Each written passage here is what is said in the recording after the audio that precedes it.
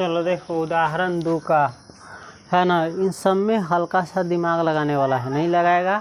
तो दिक्कत होगा। देखो a cube plus 3a square b plus 3ab square minus 7b cube का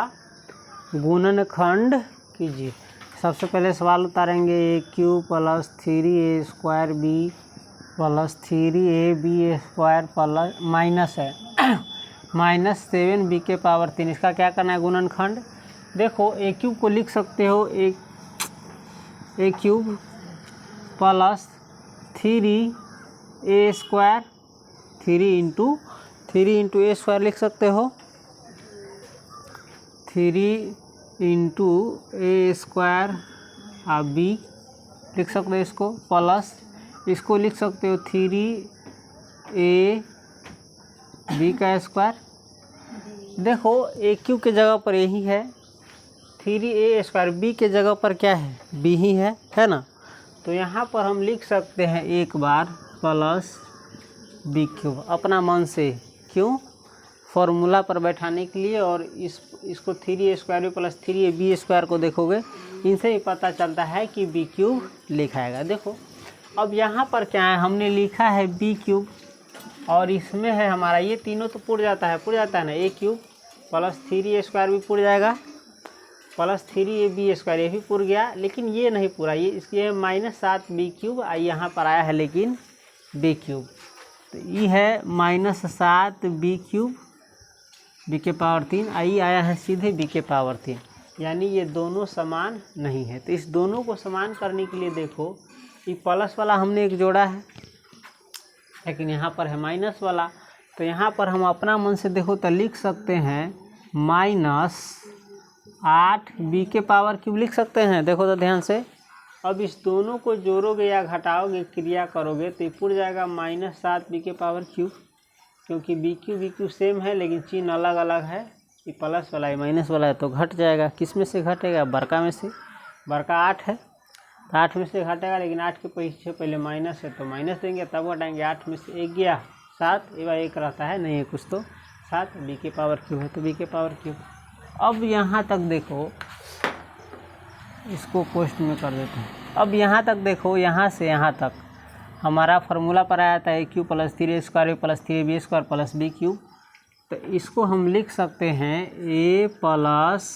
बी के होल क्यूब, फार्मूला पर आ गया।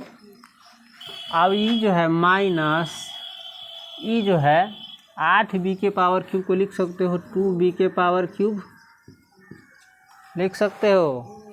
2 के पावर 3 8 पुर गया, बी के पावर 3 बी के पावर 3। अब बराबर में देखो इसको मान लेंगे हम ए, सबको a प्लस बी को a मान लेंगे और इस 2b को मान लेंगे b, तो बन रहा है ए क्यूब माइनस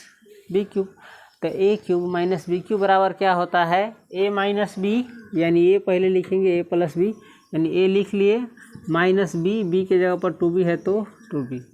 ई हो गया ए माइनस बी इंटू क्या होता है ए स्क्वायर यानी ए प्लस बी के होल स्क्वायर। अब यहाँ देखो दो मध्यम छोटी कोष्ठ तो आ नहीं सकता है तो ये मध्यम कोष्ठ में चला जाएगा, ए स्क्वायर प्लस ए बी यानी ए प्लस बी है एक ए और बी है 2b प्लस बी स्क्वायर यानी 2b का